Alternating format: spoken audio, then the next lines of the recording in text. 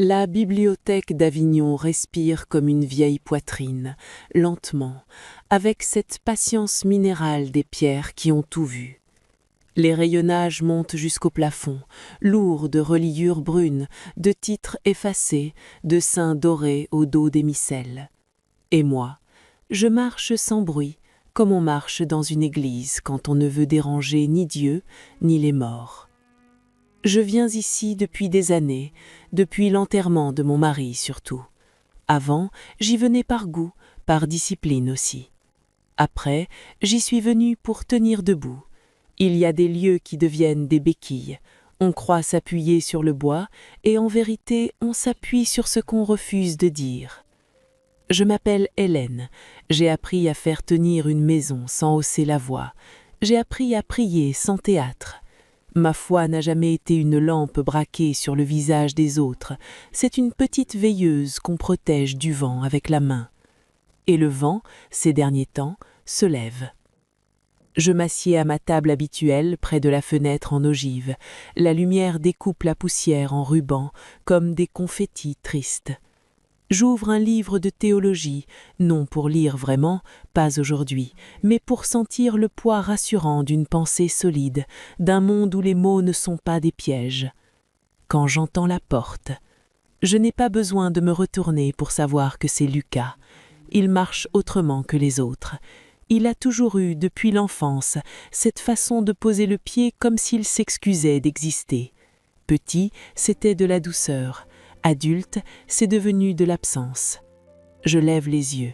Mon fils est là, trop mince, le visage plus pâle que le papier des archives. Ses lèvres ont cette couleur des gens qui dorment mal, et dans ses yeux, il y a quelque chose que je ne reconnais pas. Pas de la colère, pas de la tristesse, non, pire, une conviction froide, étrangère, comme si quelqu'un d'autre parlait derrière sa pupille. « Maman », dit-il. Il prononce ce mot avec un soin presque cérémoniel, comme on annoncerait une lecture sacrée. Je referme doucement le livre, sans claquement. Je garde les gestes calmes, parce que les mères savent une chose, quand un enfant vacille, le moindre bruit peut le pousser. « Lucas, tu as mangé » ? Ce n'est pas important. Cette réponse, je l'ai déjà entendue. Pas dans ma famille, non, dans la bouche des gens qui veulent te faire croire que le corps n'est qu'un obstacle, que la fatigue est une faiblesse, que l'amour est une dette. Il s'assoit en face de moi, mais il ne s'installe pas. Il est posé là, comme un visiteur, comme un témoin qui vient déposer une déclaration. J'ai trouvé la vraie lumière. Le mot « vrai » me heurte. Les gens qui disent « vrai » trop vite mentent souvent, ou se mentent à eux-mêmes. Je garde mon visage lisse, ma voix douce. La lumière de quoi, mon chéri ? La lumière qui libère. Tu ne peux pas comprendre, pas encore. Pas encore, voilà. Il y a un escalier soudain entre lui et moi, et je suis en bas, comme une enfant à qui on refuse l'étage supérieur. Je sens mon cœur faire un pas en arrière, puis se tenir droit, parce que mon cœur peut trembler, mais une mère ne recule pas. Lucas sort une chemise de son sac, des feuilles impeccables, trop propres, trop nettes, comme une décision prise sans poussière humaine. Il faut que tu signes. Je pose ma main sur la table. Mes doigts ne tremblent pas, ils se crispent seulement à l'intérieur, là où personne ne voit. Qu'est-ce que c'est ? C'est simple, tu renonces à la gestion du domaine, le vignoble, les comptes, tout. Tu me laisses faire. La phrase tombe, sans émotion, comme un verdict administratif. Le vignoble, notre vignoble, celui que mon mari a protégé comme on protège un enfant fragile, celui que Lucas a arpenté petit, avec des genoux pleins de terre et un rire plein de soleil. Tout cela réduit à la gestion, à les comptes, à tout. Je respire, 1 seconde, 2. Pourquoi maintenant ? Parce que c'est nécessaire. Le souffle nouveau m'a ouvert les yeux. Ils savent comment purifier, comment couper ce qui empoisonne. Et toi, tu es encore attaché à des choses mortes. Des choses mortes. Il parle de son père, sans le nommer. Il parle de nos souvenirs, comme d'un poison. Je regarde mon fils. Je le regarde vraiment, sa peau, son cou trop tendu, sa mâchoire serrée comme celle d'un homme qui répète une leçon. Et je comprends d'un coup, avec une lucidité glacée, ce n'est pas Lucas qui me demande, c'est quelqu'un d'autre qui parle à travers Lucas. Je prends la chemise, je la tourne, je lis 2 lignes, je vois des mots qui sentent l'enfermement, renonciation, pouvoir, transfert, irrévocable. Je pourrais crier, je pourrais pleurer même, certains diraient que ce serait une preuve d'amour. Mais je suis Hélène, et je connais le danger des mouvements brusques devant un animal blessé. Alors, je relève les yeux, et je souris, un sourire léger, presque tendre. Donne-moi un peu de temps, mon cœur, laisse-moi lire. Il hésite, 1 seconde, comme si le Lucas d'avant cherchait une issue, puis son regard se durcit. Tu as jusqu'à dimanche. Il se lève, il ne m'embrasse pas, il effleure à peine mon épaule, un contact sans chaleur.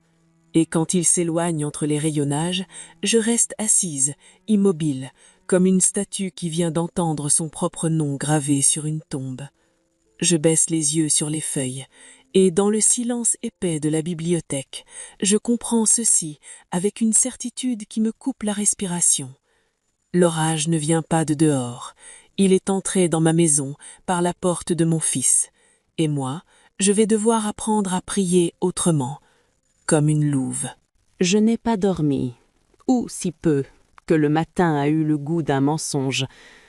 Dans ma cuisine, la bouilloire a sifflé comme une plainte. J'ai posé une tasse devant la place vide de mon mari, vieux réflexe, puis j'ai retiré la seconde tasse, honteuse, comme si quelqu'un pouvait me surprendre à aimer encore.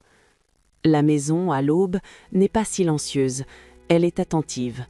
Elle écoute vos pensées et les répète. Sur la table, la chemise de Lucas attendait.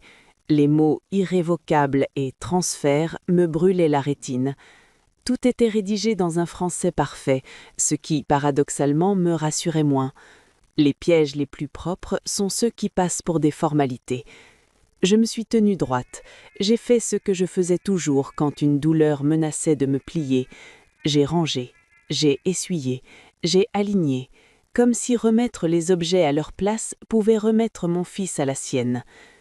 Puis j'ai ouvert mon carnet d'adresses, pas celui du téléphone, le vrai, celui qui sent l'encre et les années. Mon mari disait que j'étais d'un autre siècle. Il se moquait. Il avait tort. Ce n'est pas un autre siècle, c'est une autre manière de survivre. J'ai appelé le notaire du domaine, une voix courtoise, prudente, qui m'a répondu avec la neutralité de ceux qui connaissent la valeur des choses et la violence des familles.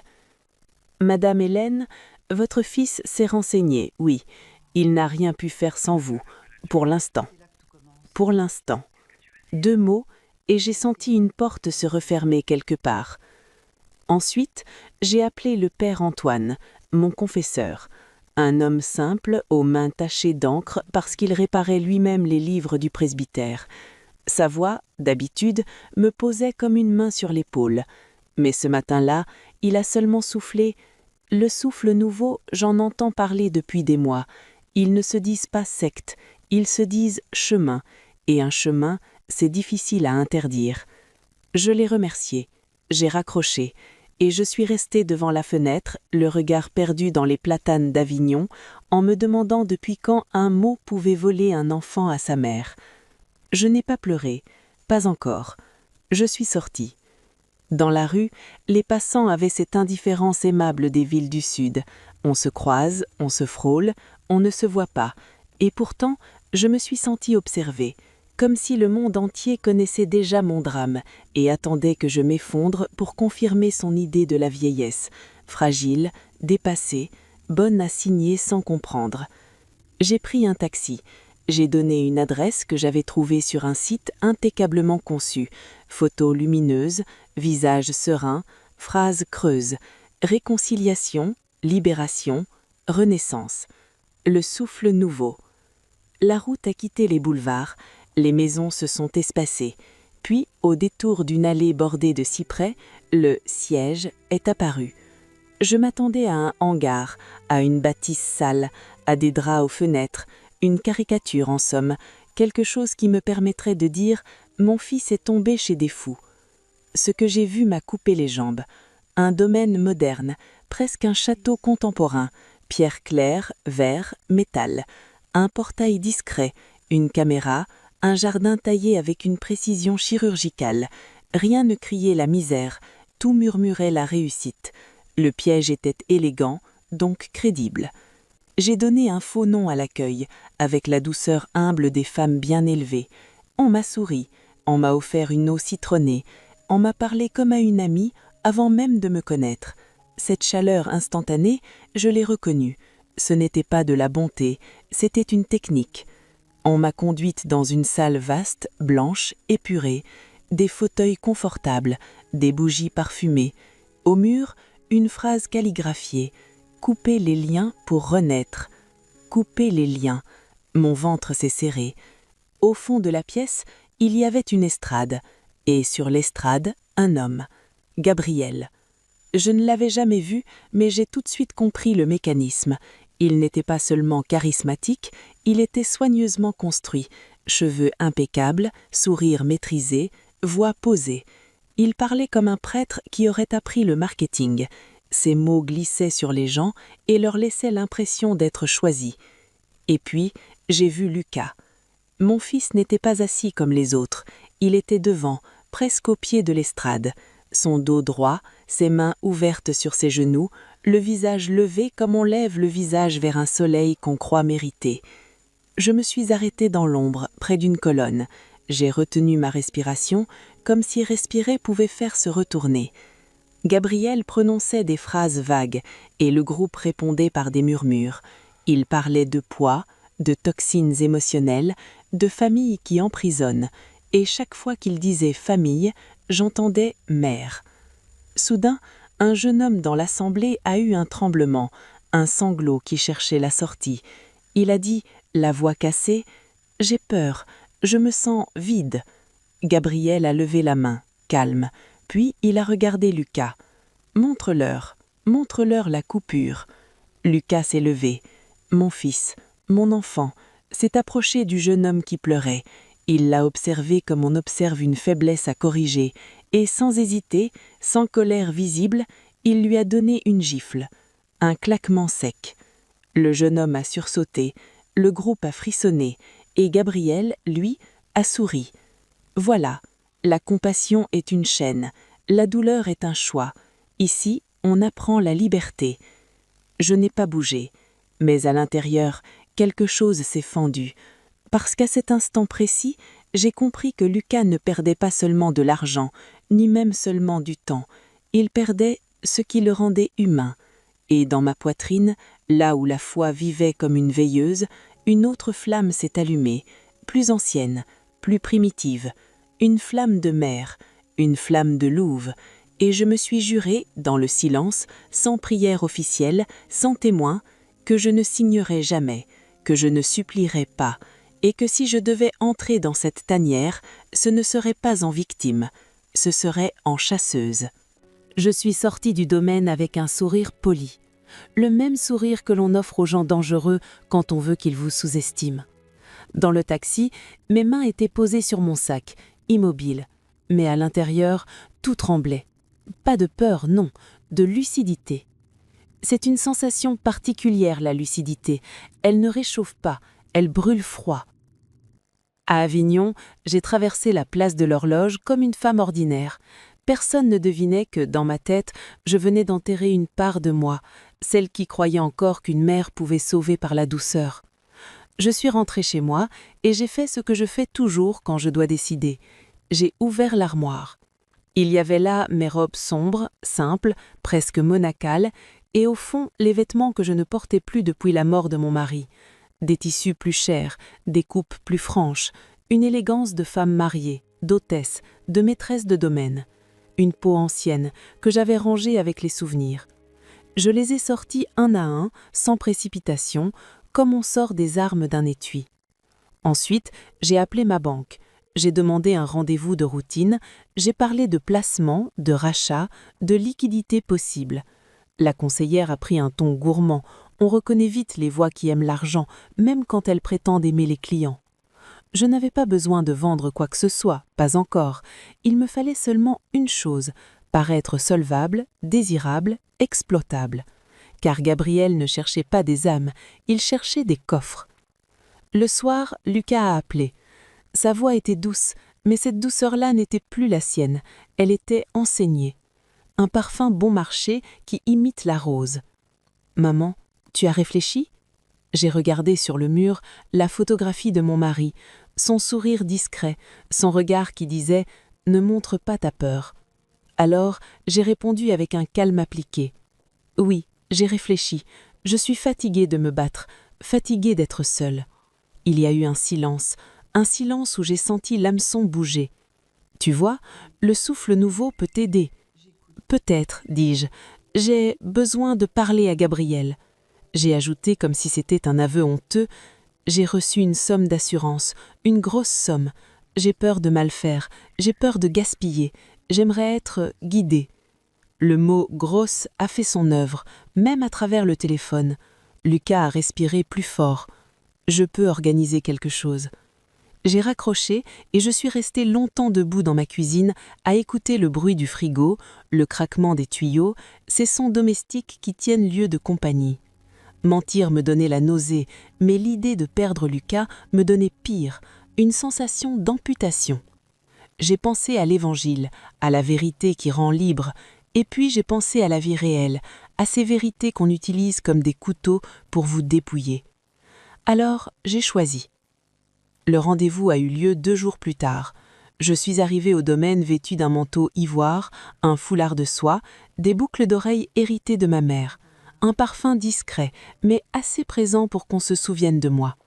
On m'a fait entrer immédiatement. Gabriel m'attendait dans une pièce plus intime, avec une cheminée électrique. Fausse chaleur, vraie mise en scène. Il s'est levé pour me saluer comme on salue une proie qu'on respecte.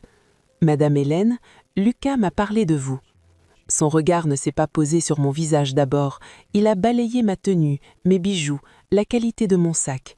Il a évalué. Ce détail, ce micro-détail, m'a donné une certitude paisible. Il n'avait aucune foi, seulement une stratégie. Je me suis assise, j'ai laissé mes épaules tomber, juste assez pour paraître fragile. Je suis veuve, ai-je dit, et très seule. Je croyais être forte, mais je ne le suis plus. Le mot « veuve » est sorti comme une lame, parce que c'était vrai et que je l'utilisais comme un costume.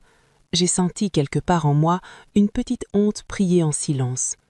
Gabriel a posé sa main sur la table, paume ouverte, geste étudié.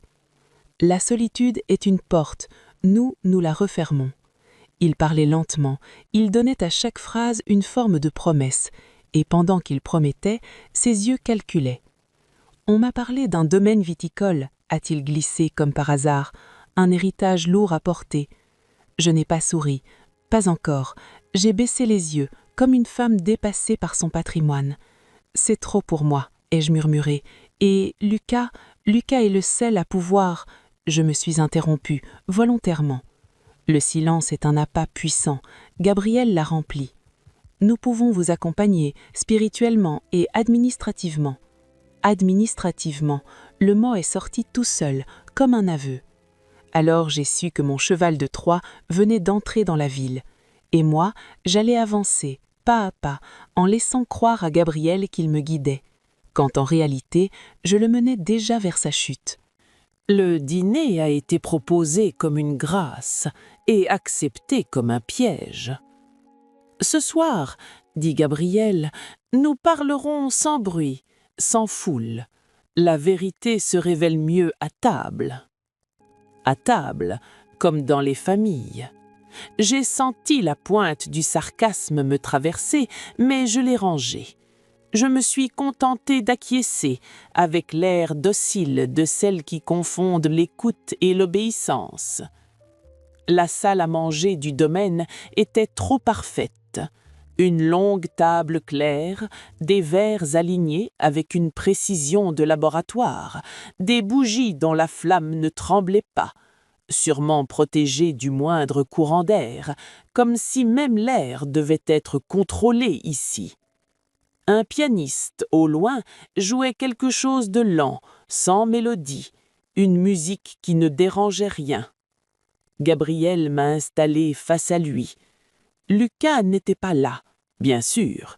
Les fils ne doivent pas voir trop tôt comment on dévore leur mère. On nous a servi une entrée fine, presque sans goût. Tout était pur, léger, détoxifié. Une cuisine de doctrine. Je me suis forcé à mâcher, lentement, parce que dans un duel, chaque geste est une phrase. Gabriel a commencé par parler de mon mari. La perte, murmura-t-il, est parfois la première délivrance. J'ai senti la colère se lever, viscérale. Mon mari n'avait pas été une délivrance, il avait été un homme, avec ses défauts, ses fatigues et sa bonté silencieuse. Mais je l'ai laissé passer, comme on laisse passer un chien qui montre les dents, pour mieux le comprendre. Vous savez, ai-je dit, je ne cherche pas à me délivrer, je cherche à rester digne. Le mot digne a surpris. Il a plissé légèrement les yeux. Les manipulateurs aiment les gens brisés, ils n'aiment pas les gens qui se tiennent encore. La dignité est une construction sociale, répondit-il avec un sourire. Ici, nous détruisons les constructions. Je me suis penché, comme si j'avais besoin de lui, alors que je n'avais besoin que de ses failles.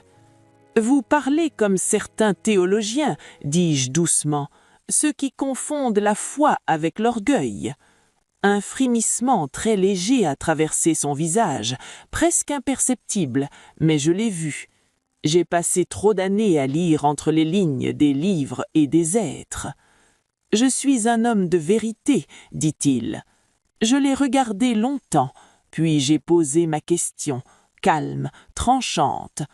Alors dites-moi, Gabriel, si vous coupez tous les liens, à quoi vous accrochez-vous, vous? Silence. Dans ce silence, j'ai entendu l'essentiel.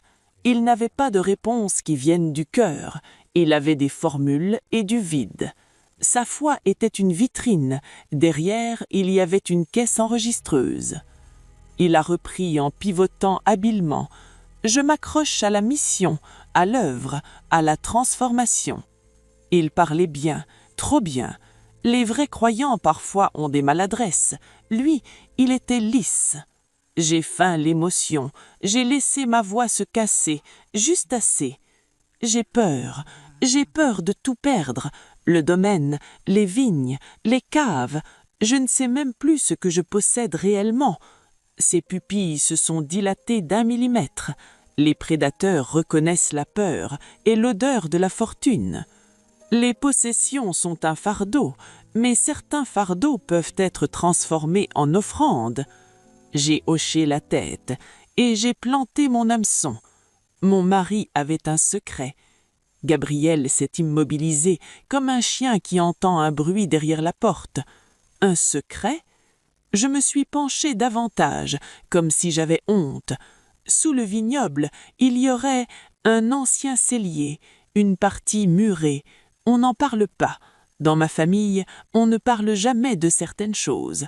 Vous comprenez. Je n'ai pas besoin d'en dire plus. Le non-dit est une monnaie forte. Et qu'y a-t-il dans ce cellier? Demanda-t-il enfin, la voix plus basse. Je me suis permis un sourire triste, presque tendre, comme une veuve nostalgique.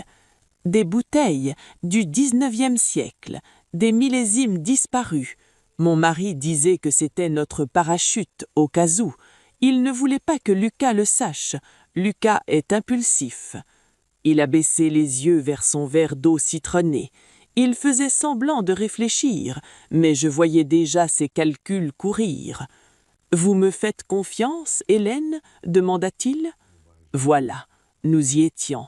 Le moment où il croit tendre la main alors qu'il ouvre la gueule. J'ai respiré. 1 seconde, 2 secondes. Je ne sais plus à qui faire confiance, murmurai-je, mais je veux croire qu'il existe encore des hommes qui guident sans prendre. Il a souri, un sourire qui se voulait paternel, mais dont la chaleur n'atteignait pas les yeux. Et moi, je me suis senti étrangement calme.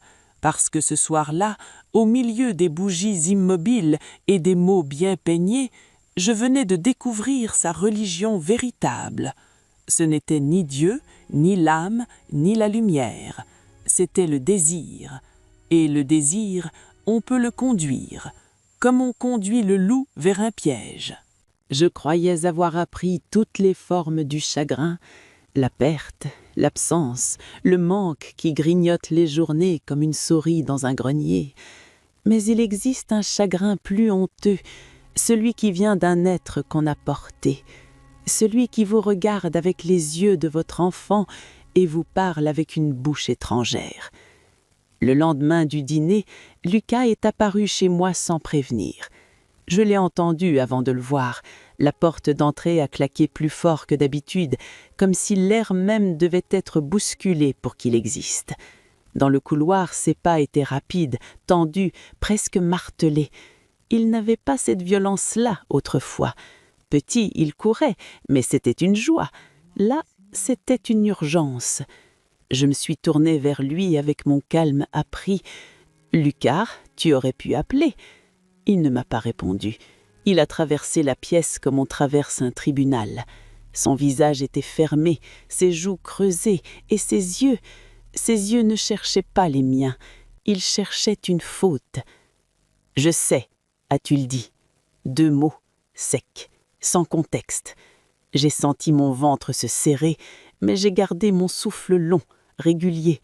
Une mère sait faire semblant de ne pas avoir peur, parce que la peur, chez l'enfant, devient aussitôt une arme. « Tu sais quoi ?» ai-je demandé doucement. Il a sorti son téléphone et l'a posé sur la table, écran vers moi. Une photo prise au domaine, moi, dans mon manteau ivoire, assise face à Gabriel. L'image était cadrée comme une preuve.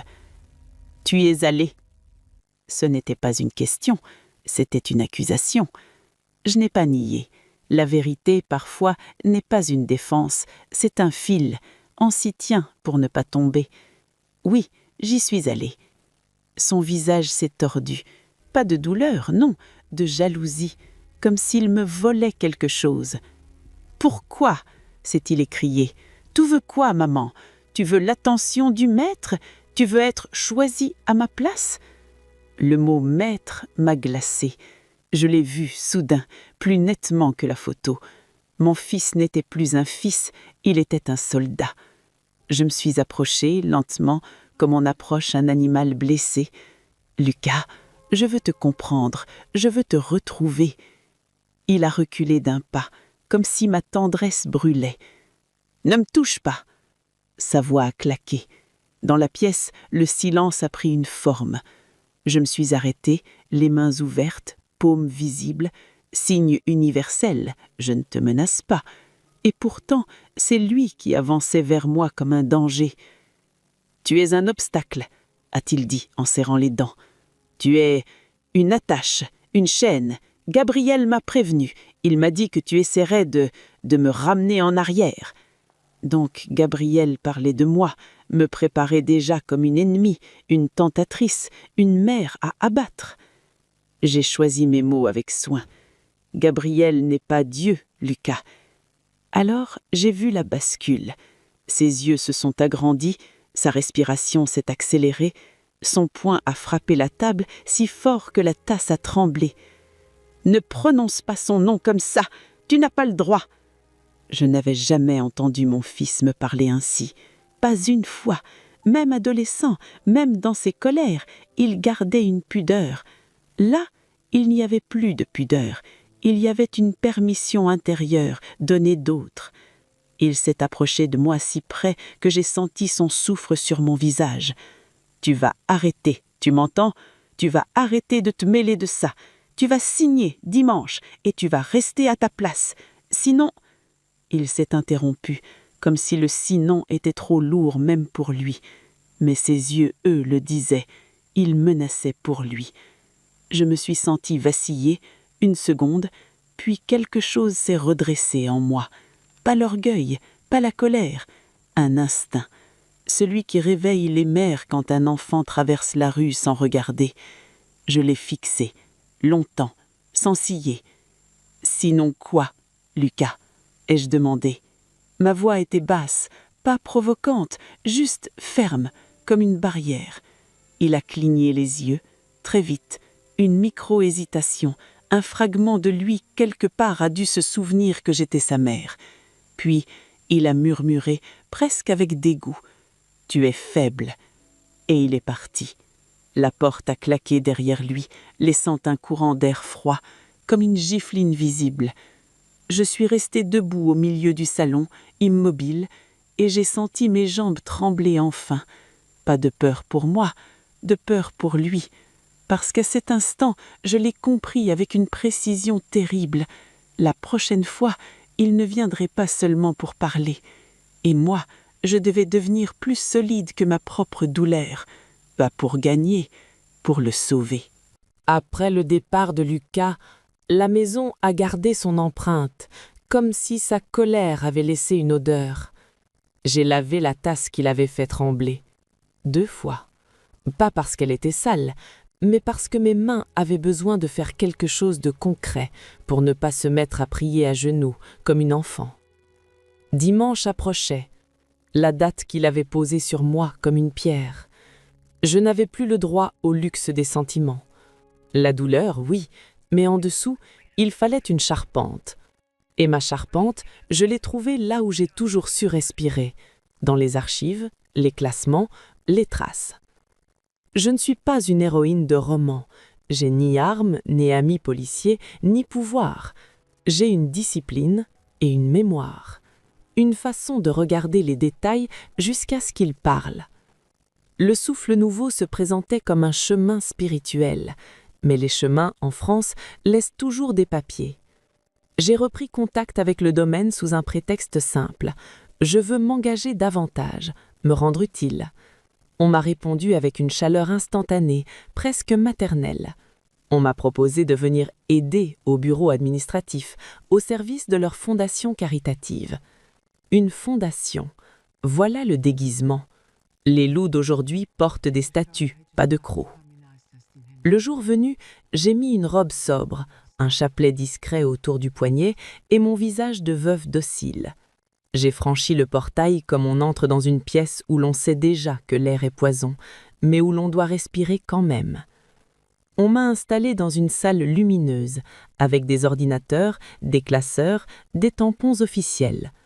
Une jeune femme m'a montré comment archiver les dons et mettre à jour les dossiers des bénéficiaires. Tout semblait propre, trop propre. Je souriais, je remerciais et je regardais. Les noms des donateurs revenaient comme des refrains, des montants ronds, des virements réguliers et surtout une chose qui m'a frappée, des frais de bien-être inscrits partout, sous des intitulés vagues, accompagnement, retraite, harmonisation. Les mots étaient des rideaux. À la pause, je suis allée aux toilettes et je n'y suis pas allée pour pleurer. J'ai attendu que le couloir se vide, j'ai glissé dans une petite pièce attenante indiquée « Archives médicales, accès restreint ». Une étiquette rouge, une serrure simple, rien d'un coffre-fort, comme si l'interdit n'était là que pour les consciences, pas pour les serrures. J'ai sorti une pince fine de mon sac, un outil banal, presque ridicule. Mon mari riait toujours de mes petites manies. « Tu as toujours de quoi réparer un livre au milieu d'un dîner ». Il ne savait pas que réparer, c'est aussi savoir ouvrir. La serrure a cédé avec un soupir. À l'intérieur, des dossiers, des chemises cartonnées, des noms, des dates et au-dessus, une logique de laboratoire sur des êtres humains. J'ai ouvert une première chemise, puis une seconde, puis une troisième. Les mêmes mentions revenaient. Insomnie, anxiété, résistance au processus, phase de rupture émotionnelle, et agrafées aux feuilles des prescriptions, pas des conseils spirituels, des médicaments.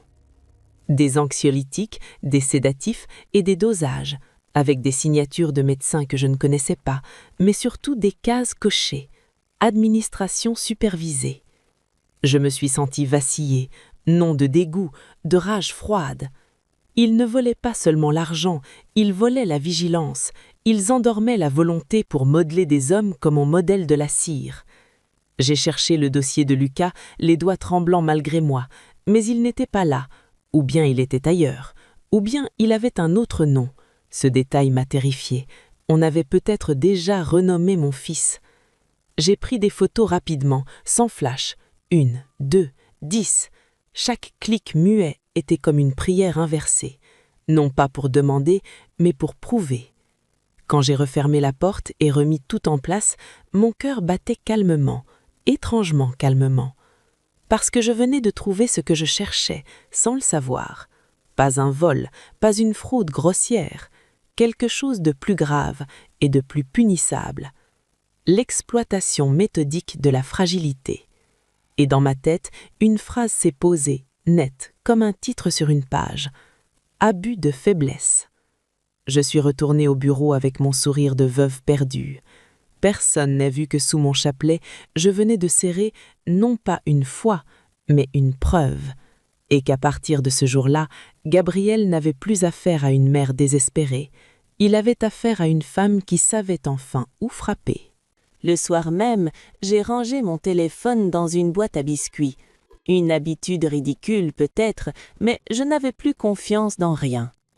Je me suis surprise à écouter le moindre grésillement, le moindre écho, comme si les murs pouvaient rapporter. Puis j'ai ouvert le tiroir du secrétaire où dormaient les papiers du domaine, ceux que mon mari tenait comme des reliques, plans cadastraux, actes, correspondance avec le notaire, et tout au fond un vieux croquis du cellier ancien, un dessin au crayon jauni, presque enfantin, mais précis. Je l'ai fixé longtemps. Ce n'était pas seulement un lieu, c'était un théâtre, et je venais d'en trouver la scène. Le lendemain, j'ai demandé à revoir Gabriel. Pas dans le domaine, pas dans son château moderne. Je voulais le ramener chez moi, sur ma terre, là où les pierres n'obéissent pas au slogan. Je l'ai appelé d'une voix lasse, mesurée, comme une femme qui capitule. « Gabriel, j'ai réfléchi. Je crois que je suis prête à faire un geste, un vrai, mais je ne peux pas le faire là-bas. J'ai besoin de sentir mon mari près de moi, une dernière fois. » Il a marqué un silence. Je l'imaginais, de l'autre côté, en train de calculer ce que « près de mon mari » signifiait en euros. « Où, Hélène ?» a-t-il demandé doucement. J'ai laissé ma respiration trembler, juste assez. « Au domaine, dans l'ancienne cave, la nuit, quand tout est calme, je vous montrerai ce dont je vous ai parlé. » Je n'ai pas prononcé 19e siècle, je n'ai pas dit millésime, je n'en avais pas besoin. Les loups entendent la viande même quand on ne dit pas le mot. « Je viendrai, » a-t-il répondu, seul. Seul, bien sûr, il voulait une scène sans témoin. Il croyait choisir l'obscurité pour m'y avaler. Je l'ai remercié, presque reconnaissante. J'ai recroché en sentant ma gorge se serrer, parce que chaque phrase était une marche, et qu'une marche peut mener à une chute. Restait le plus délicat, Lucas. Je ne pouvais pas le convoquer, je ne pouvais pas lui dire « Viens écouter ton père se trahir », il aurait fui ou il m'aurait arrêté. Non, il fallait faire autrement. Il fallait qu'il vienne en croyant désobéir, en croyant surprendre, en croyant protéger Gabriel contre moi. J'ai attendu 2 heures, puis j'ai appelé Lucas. Sa voix était immédiatement sur ses gardes. « Qu'est-ce que tu veux ?»« Te prévenir, » ai-je dit. « Dimanche, je signerai, mais avant, je dois parler à Gabriel, une dernière fois, chez nous, au domaine, dans la cave. » Il a respiré plus fort, je l'ai senti se tendre comme une corde. « Pourquoi la cave ?»« Parce que c'est là que ton père travaillait, parce que c'est là que je peux comprendre ce que je dois laisser partir. » J'ai ajouté, avec une douceur qui ressemblait à une confession, « Et parce qu'il y a quelque chose que tu ignores, quelque chose que ton père m'a demandé de ne jamais te dire. » Je savais ce que je faisais, j'ouvrais une porte dans sa curiosité, et la curiosité chez les enfants de tout âge est une force incontrôlable. « Quoi ?» a-t-il soufflé. J'ai laissé un silence long, presque cruel, puis j'ai murmuré. « Tu le sauras si tu viens. » Il y a eu un bruit, comme un frottement, peut-être sa main serrant le téléphone, peut-être sa gorge avalant une colère. « Tu joues à quoi, maman ?» Je ne joue plus, Lucas, dis-je simplement. J'ai raccroché avant qu'il ne reprenne le contrôle. Je ne devais pas lui laisser le temps de bâtir une stratégie. Je voulais qu'il vienne avec ses nerfs, pas avec sa doctrine. Le reste de la journée, j'ai préparé la cave comme on prépare une veillée funèbre. J'ai vérifié l'éclairage, une ampoule faible, volontairement. J'ai dégagé un coin derrière les vieux fûts, là où l'air est épaisse et l'air plus croît. J'ai posé 2 chaises, puis j'en ai retiré une. Je ne voulais pas de confort, je voulais de la tension. Et surtout, j'ai fixé un petit enregistreur dans le creux d'un objet banal, un vieux crucifix de bureau que mon mari gardait. Le symbole me donnait la nausée, utiliser une croix comme cachette, mais je me suis rappelé que les loups se servent aussi des symboles pour tromper. La nuit tombait quand je suis remontée à la surface. Dans les vignes, le vent faisait frissonner les ceps comme une foule silencieuse. La lune, pâle, semblait hésiter à éclairer ce qui allait se passer. Je me suis tenue au milieu de l'allée, seule, et j'ai senti pour la première fois le poids réel de mon plan. Si Gabriel venait, il viendrait pour prendre. Si Lucas venait, il viendrait pour défendre. Et moi, je serais là, entre les deux, comme une mère au bord d'un ravin, prête à brûler ses propres mains pour retenir son enfant. Je ne priais plus pour que Lucas revienne par la lumière, je priais pour qu'il voie, enfin, l'obscurité. La cave avait cette odeur de pierre humide et de vin vieux, une odeur qui, autrefois, signifiait la patience. Ce soir-là, elle signifiait l'attente. J'ai entendu la voiture avant de voir ses phares, un bruit discret sur le gravier, puis le silence retombé, épais, comme une couverture qu'on tire sur un corps. J'ai descendu les marches lentement, une main sur la rampe, non par faiblesse, par maîtrise. Chaque pas était une respiration. En bas, l'ampoule nue dessinait un cercle jaunâtre. Tout le reste appartenait à l'ombre. Gabriel est apparu le premier. Il portait un manteau sombre, une élégance sobre, presque sacerdotale, mais dans son regard, il n'y avait plus la douceur de façade. Il avait amené une autre version de lui-même, celle qu'il ne montrait pas aux foules. « Hélène, dit-il, vous avez fait le bon choix. » Je me suis forcée à sourire, comme une femme au bord du renoncement. « Je veux seulement que ça s'arrête, » murmurai-je. Il s'est approché, son pas était lent, sûr. Il regardait autour de lui, comme s'il évaluait l'espace, les sorties, les angles. Un homme qui pense en termes de contrôle. « Où est ce cellier dont vous m'avez parlé ?» demanda-t-il. J'ai désigné un mur de pierre plus ancien, légèrement différent, comme si la cave avait été recousue là. Derrière, il faut déplacer les fûts. Il n'a pas bougé. Il a fixé mon visage. D'abord, les papiers. Son ton n'admettait plus de discussion. Il a sorti une chemise, les mêmes formulations, la même froideur juridique, mais cette fois, il y avait en plus des annexes. Procuration, autorisation, renonciation en cascade, un filet. « Signé », dit-il. J'ai senti mon estomac se contracter. Le mot « signé » était devenu une menace. Je me suis approchée, j'ai pris le stylo, j'ai feint l'hésitation, l'ancienne Hélène, puis j'ai relevé les yeux. Lucas doit le savoir, ai-je soufflé. C'est son avenir. Le nom de Lucas a fait vibrer quelque chose en lui, pas une émotion, une impatience. Votre fils est déjà à moi. Je me suis figée. Comment ça, à vous? Gabriel a eu un sourire sans joie, un sourire de comptable du sacré. Vous croyez qu'on obtient une telle docilité avec des paroles? Non, Hélène.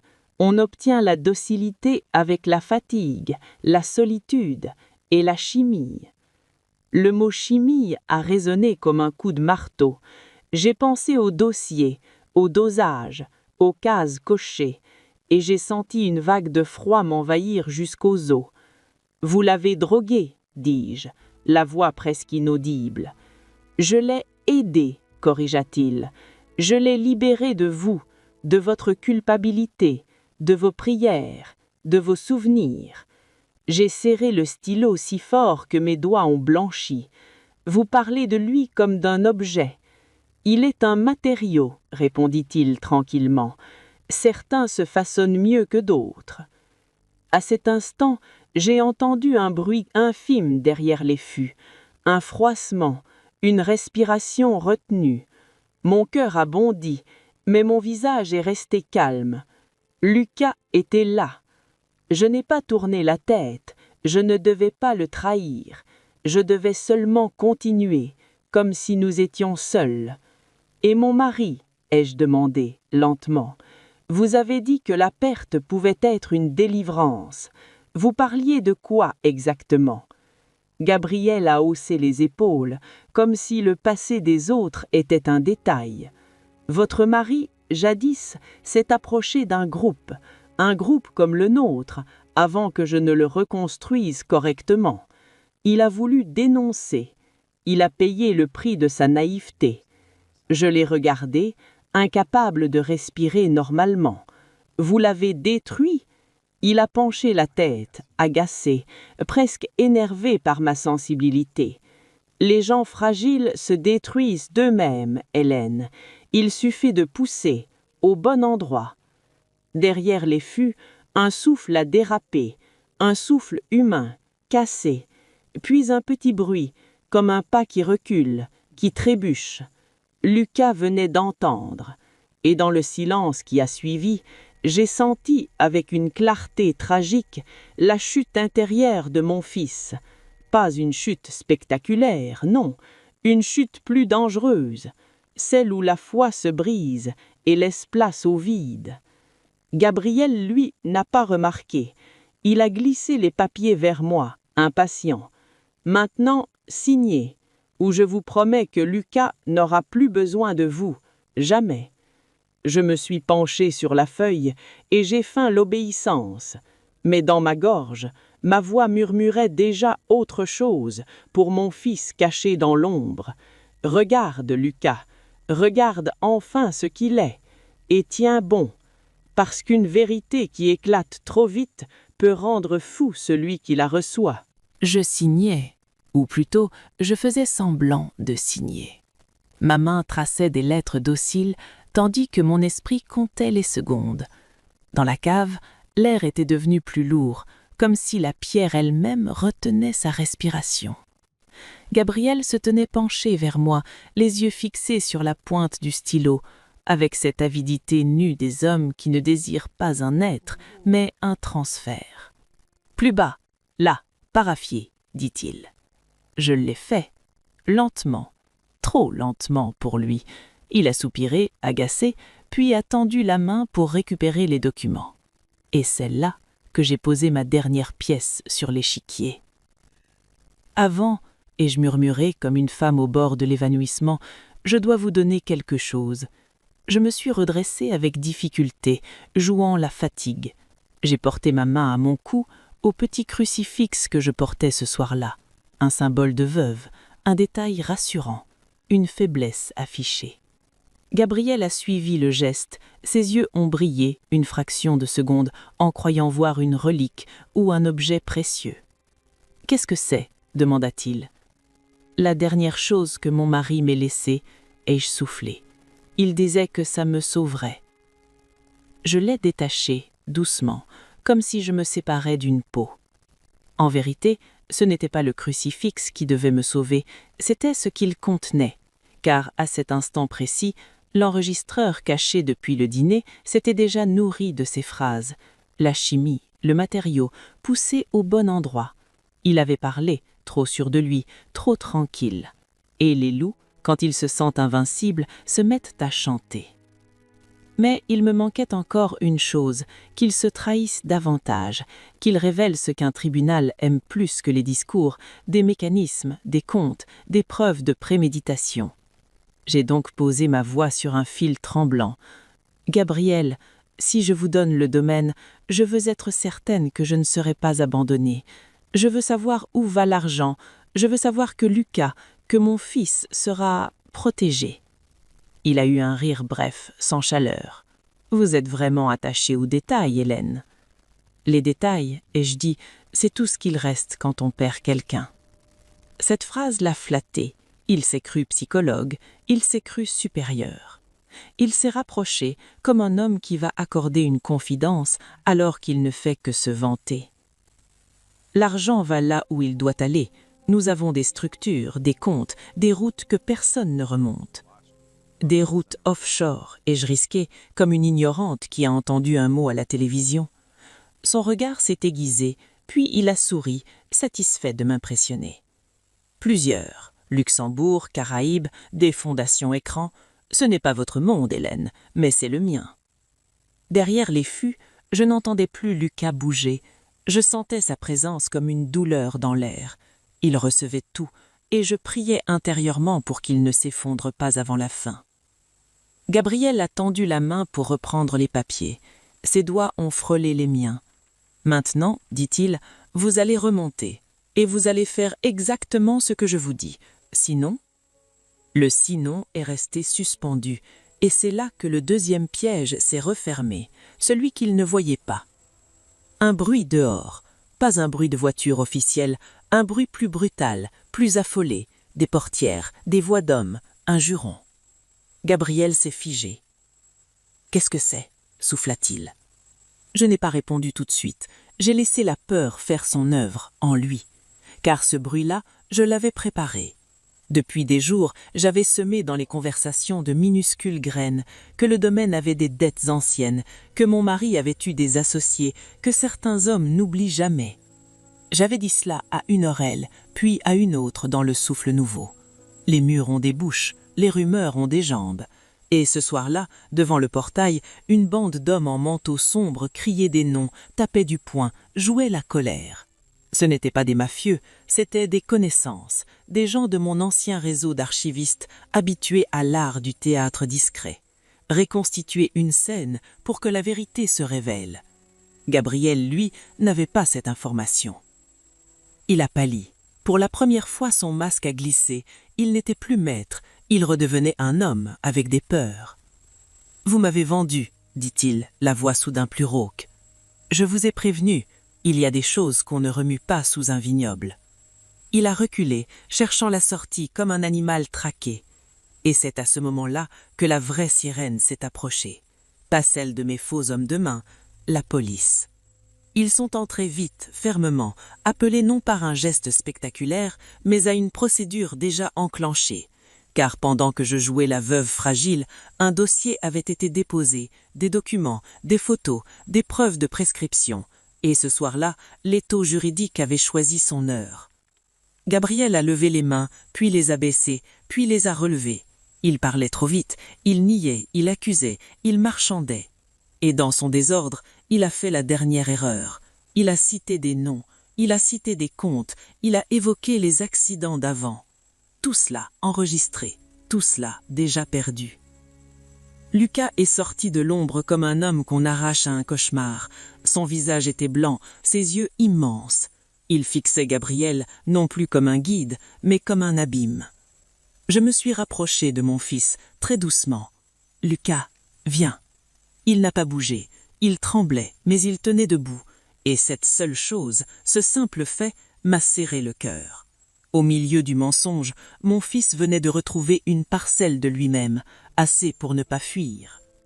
Quand Gabriel a été emmené, il a tourné la tête vers moi et son regard a craché une haine froide. Je n'ai pas baissé les yeux. Parce qu'il restait encore le dernier renversement, celui qui allait le priver de sa victoire même sur le papier. Je me suis avancé vers l'officier. « Il y a autre chose », ai-je dit calmement. « Ces signatures qu'il m'a arrachées ne valent rien. » On m'a regardé surpris. Alors j'ai sorti de mon sac une copie d'un document ancien, préparé depuis longtemps. Le domaine n'est plus à mon nom depuis des années. Mon mari l'a transféré à Lucas, selon son extament. Tout ce que Gabriel a tenté de me faire signer n'est juridiquement vide. Je n'ai pas regardé Gabriel quand j'ai prononcé ces mots. Je regardais Lucas. Parce que le vrai but n'était pas de gagner contre un prédateur. Le vrai but, c'était de rendre à mon fils une chose qu'on lui avait volée, son avenir, et peut-être sa conscience.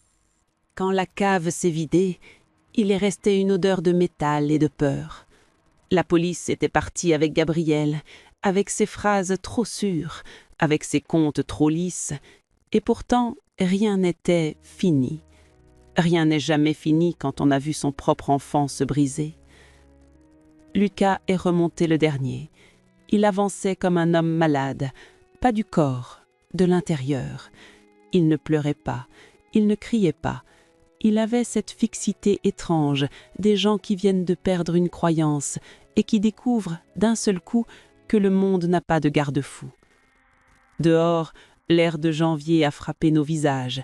Les vignes dormaient sous la lune, rangées, sages, indifférentes.